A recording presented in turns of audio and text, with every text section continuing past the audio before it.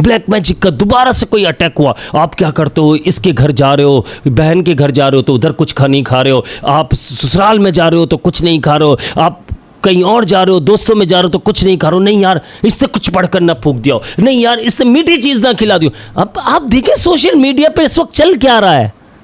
इसका मतलब ये नहीं है कि आप लोगों के घर जाना छोड़ दो, इसका मतलब ये नहीं है लोगों के घर का बना हुआ कुछ खाना छोड़ दो, दावत हो रही है वहाँ जाकर खाना छोड़ दो। यकीन करो मैं सच बता रहा हूँ, खाना खाने से या कोई मीठी चीज़ खाने से आप पर जादू इतना तेज़ असर नहीं करेगा जितना ज़्यादा आप इस खौफ में, इस वसवसे का शिकार होकर आप जादू को 100% पर ले जाते, पीक पर ले जाते और अपनी मौत का शिकार खुद बन जाते हैं। वो शरीयत के हिसाब से कर रहे नहीं कर रहे, मैं वो बात कर ही नहीं रहा, अभी मेरा वो टॉपिक ही नहीं है। लेकिन मैं ये समझाना चाह रहा हूँ कि अपने ऊपर जो जादू हुआ उसको 10 से 20% ही रहने दो। अगर वाकई ब्लैक मैजिक हुआ है उसको खौफ ना बनाओ, उसे अपनी कमज़ोरी ना बनने दो, क्योंकि आपकी जहाँ कमज़ोरी होगी वो 100% हो जाएगा। 100% हो जाएगा तो जादू से जान छुड़ाना बहुत मुश्किल हो जाएगा। फिर पूरी जिंदगी आपके दिमाग में यही सवाल चलता रहेगा। मैं आपको समझाता हूं कि होता क्या है कि बंदे ने इलाज करवा लिया या खुद कर लिया, बहुत इजी है, खुद भी इलाज होता है और सबसे अच्छा खुद ही इलाज करता है बंदा।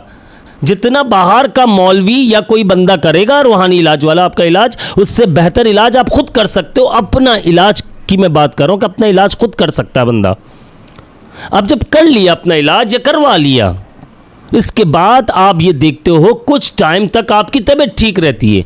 वो क्या होता है कि हमारे दिल को, हमारे दिमाग को एक सुकून वाला सिग्नल मिल जाता है कि यार हाँ मेरा इलाज हो रहा है, तो बॉडी काम डाउन होना शुरू हो जाती है, बॉडी ठीक होना शुरू हो जाती है, रिकवरी मूड में आ जाती है वो।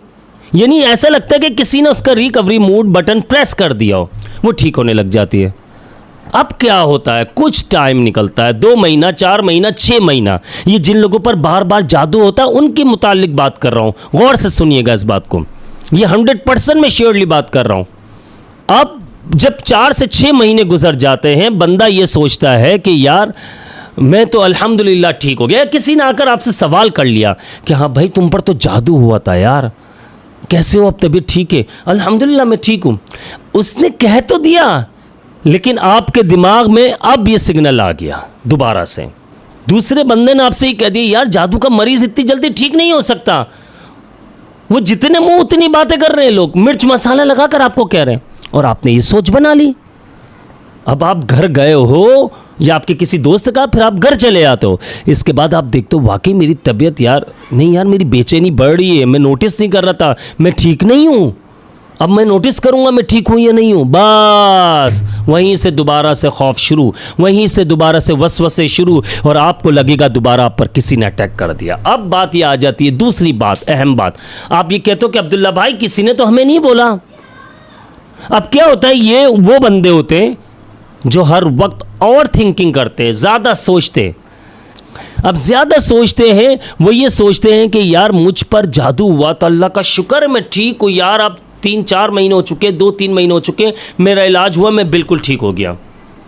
लेकिन वो कहीं से सुन लेते हैं या सोशल मीडिया पर वीडियो देख लेते हैं कि जादू का मरीज, ना ना ना ना, इतनी जल्दी ख़त्म नहीं हो सकता जादू, ये सोच लिया।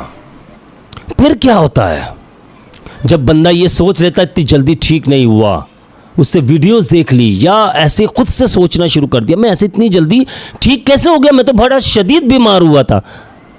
तो मैंने बताया शदीद बीमार होने की वजह 80% हमारा खौफ वो होता है शामिल, और वसवसे शामिल होते हैं, और 10 to 20% ब्लैक मैजिक होता है उसमें।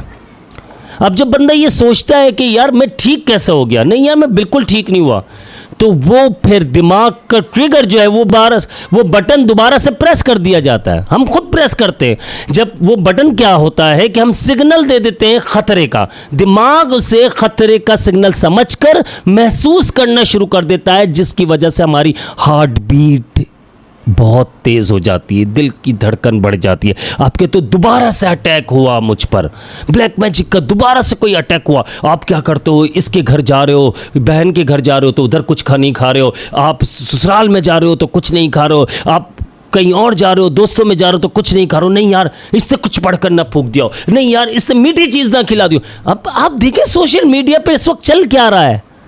आपको कहेंगे सफ़ेद चीज़ अगर बगैर मायने आपकी बहन आपके घर भेज दे तो आप नहीं खाना। अबे यार बहन ने जादू करना होता, तुम पैदा हुए उसके साथ बड़े पले बड़े, उस बहन ने तुम्हें बचपन में जादू करके खिला के मार देना था। तुम्हारी बड़ी बहन ने क्यों तुम्हें इतना पाल पोस कर बड़ा किया। ज़ाहिर है बड़ी बहन ही माँ के बाद देख रही होती है, माँ होती है घर में, लेकिन एक बात करो कि बड़ी बहनें ज़्यादा ख्याल रखती है बहन भाइयों का, या बड़ा भाई। इसी तरह से मैं कह रहा हूँ, तो वो उसी वक्त मार देती ना। तुम्हारी शादी के बाद, तुम्हारे बच्चे होने के बाद क्यों मारेगी तुम्हें। मैं ये नहीं कहता हूँ बाहर के लोग हैं, अगर रियल मैजिक किसी पर होता है ये हासिद होता है, लेकिन इसका ये मतलब नहीं है कि यार अगर एक इंसान गुनाह कर रहा है तो इसकी सज़ा आप पूरी दुनिया को दे दो। इसका हरगिज़ मतलब ये नहीं है। इसका मतलब ये नहीं है कि आप लोगों के घर जाना छोड़ दो।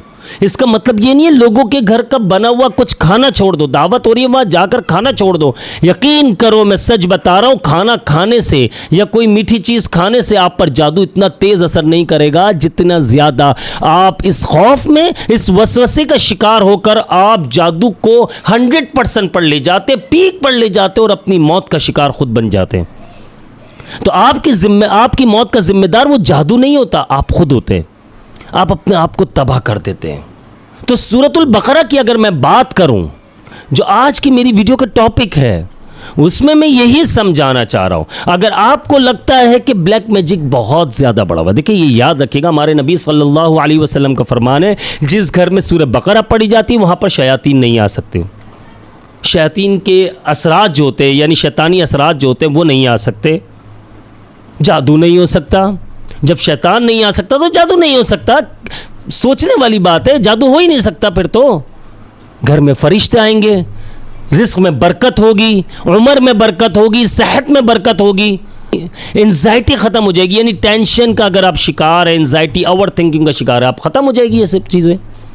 तो सूरतुल बकरा की फजीलत इतनी ज़्यादा है कि आप ये समझ लीजिए, अगर आप पर रियल ब्लैक मैजिक होता है इन केस, तो जब आप ये सूरत पढ़ते हो, रोज़ाना पढ़ते हो, तो आपकी ज़िंदगी में बड़ी चेंजिंग आना शुरू हो जाती है।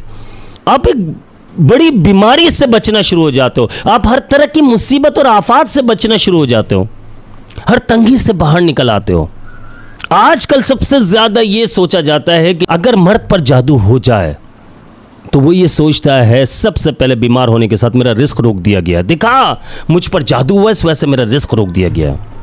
चलो मान लेते हैं एक बात आपकी कि रिस्क रोक दिया गया है, आप घर में भी तो बैठे हुए हो, आप उस तरह की एफर्ट्स नहीं कर रहे हो। अब बंदा कहेगा कि नहीं यार मैं तो मेहनत कर रहा हूँ, मैं सुबह से निकलता हूँ, रात को घर में आता हूँ।